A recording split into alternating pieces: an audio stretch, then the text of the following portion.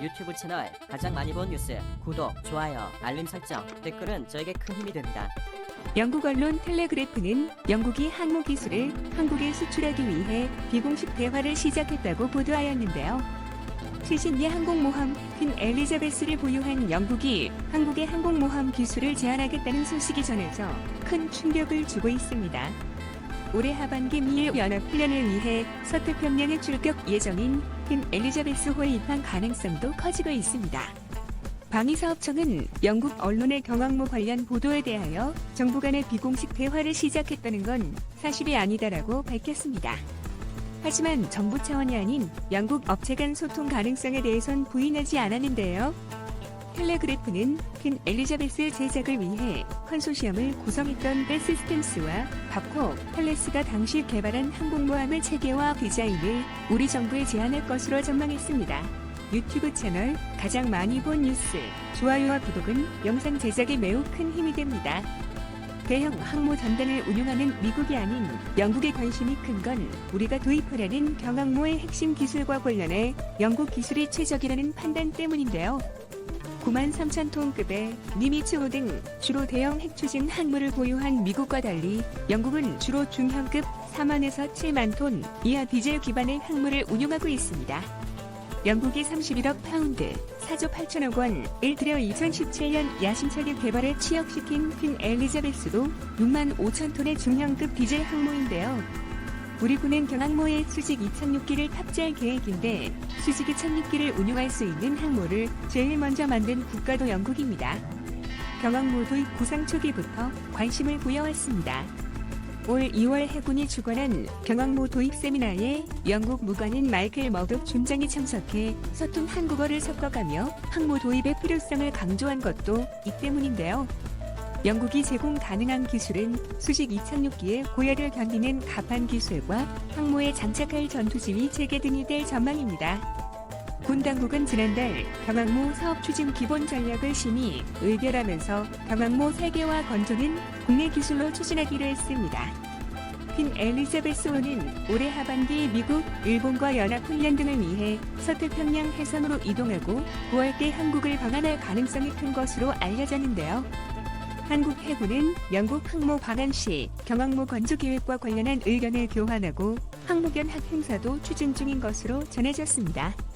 또한 한국 정부 관계자는 한영 해군 간의 협의는 아직 시작되지 않았다면서 다만 한국 해군 측에서 미국 해군의 항로 운용과 관련한 인력 교육 등이 가능한지 등을 타진하고 있다고 전했는데요.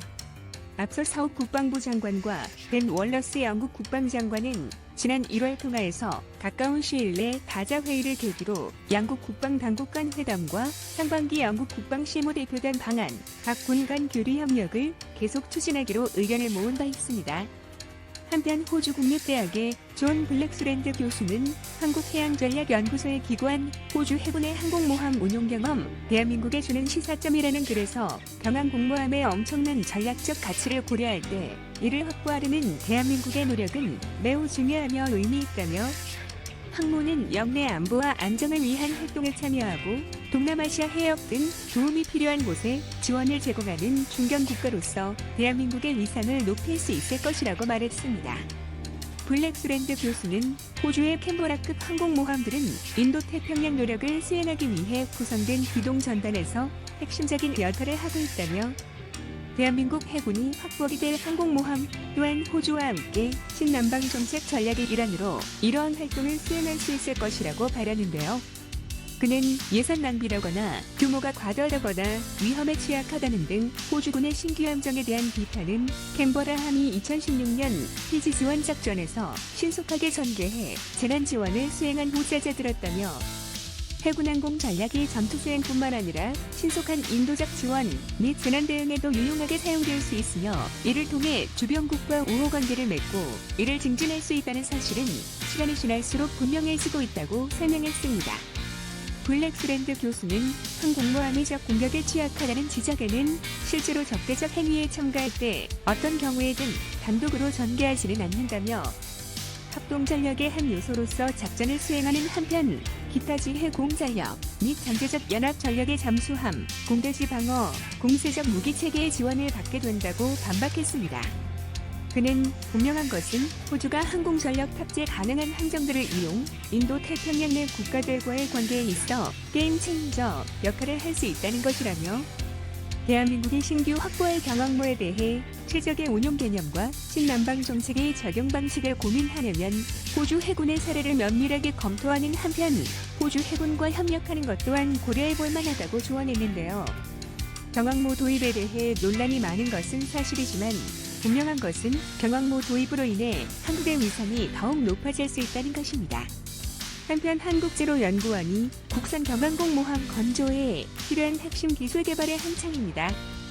제로연구원은 비행갑판 코팅제 개발 및 열애석 기술 개발을 맡았습니다. 이는 함재기가 이착륙 시 내뿜는 약 1000도씨 이상의 엔진 분사열을 견딜 수 있는 코팅제를 개발해 이를 비행갑판에 적용하는 중요한 기술인데요. 대기 화염에 의한 갑판 손상은 경항공모함 비행 전력의 손실을 초래합니다. 따라서 비행갑판에서의 코팅제 기술은 반드시 확보해야 하는 핵심 기술입니다. 제로연구원은 이를 위해 고온의 배기화염을 견디는 내열성, 거대 해양 구조물을 감안한 내십성, 비행갑판 위를 움직이는 함재기 및 승조원의 안전 보장을 위한 미끄럼 방지 기능을 가진 소재를 개발하고 있습니다. 제로연구원 이정환 원장은 세계 선진국 순위가 곧 소재 강국 순위라는 말이 과언이 아닐 정도로 소재 기술은 국가의 근간이 되고 국가 안보의 역량으로 이어진다며 이번 비행갑판 핵심 소재 기술 개발이야말로 우리나라를 진정한 소재 강국 그리고 안전 한국으로 이끄는데 크게 기여하게 될 것이라고 말했습니다. 한편 미국도 경항모야 섭척을 추가 확보하는 계획을 발전시키고 있다는 소식이 전해져 국내 경항모 도입의 논란을 잠재울 수 있을 것으로 보이는데요. 이는 해군이 최근 사회관계망 서비스 등을 중심으로 적극 홍보하고 있는 경항모 무엇이 궁금하셨나요의 내용 중 일부입니다. 해군 경항모 보유의 방위성을 설명하면서 미국도 경항모를 고려하고 있다고 밝혔는데요.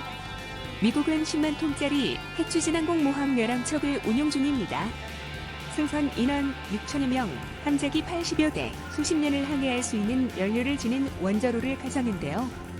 중소국가 공군력과 맞먹는 전투력을 지닌 미 핵항모는 미국의 힘을 상징하는 존재입니다. 그런 핵항모를 11척이나 보유한 미국이 경항모에 관심을 갖는다는 것은 이례적이라 할 수 있습니다. 경항모 건조를 둘러싸고 논란을 빚고 있는 우리나라의 상황에서 주목할 만한 부분입니다. 미 해군 연구소 뉴스와 디펜스 뉴스 등에 따르면 미 해군은 핵항모 운용비 부담, 해군 운용 개념 및 항공작전 변화, 군사과학기술 발전 등을 경항모 연구 배경으로 꼽고 있습니다.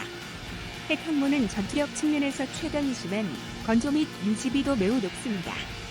니미츠급 항모 조지 워싱턴호 건조비는 7조 원, 유지비는 연간 3천억 원에 달하는데요. 최신형인 제럴드 포드호 건조비는 16조 원입니다. 세종대왕급 이지스 구축함 여러 섭척을 만들 수 있는 비용인데요. 이 때문에 미 해군은 당초 수요에 못 미치는 11척 체제로 운용합니다. 이 과정에서 부족한 핵항모가 빈번하게 작전에 투입했고 이는 정비 수요 증가로 이어졌습니다. 핵항모가 중국 BF-21 대함탄도미사일의 주요 토적이 된 것도 영향을 미치는데요. 핵항모가 대함탄도미사일에 피격되면 엄청난 피해가 발생합니다. 핵항모보다 작은 경항모는 대함탄도미사일 탐색기의 탐지될 확률을 낮추면서 헬기 성공률을 높일 수 있습니다.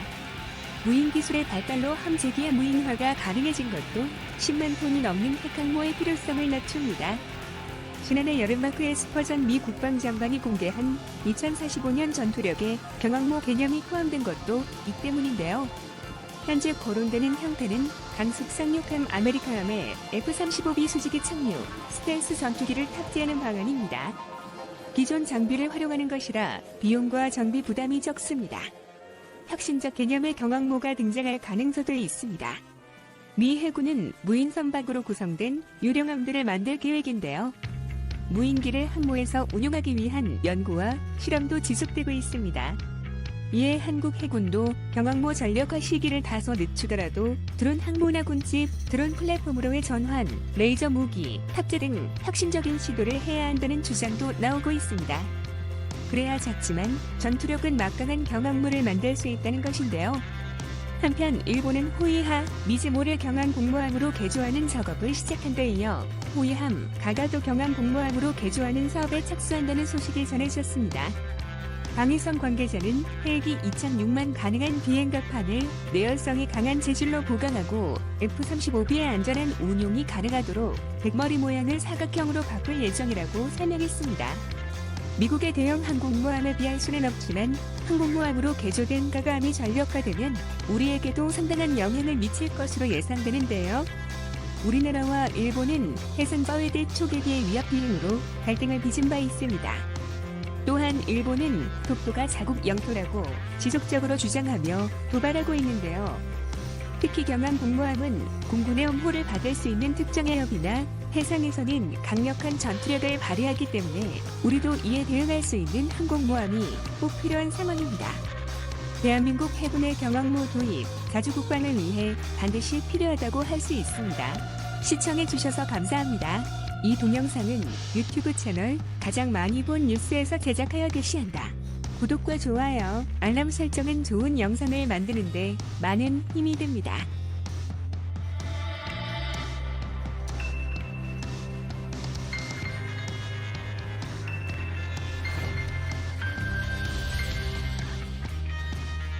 유튜브 채널 가장 많이 본 뉴스 구독, 좋아요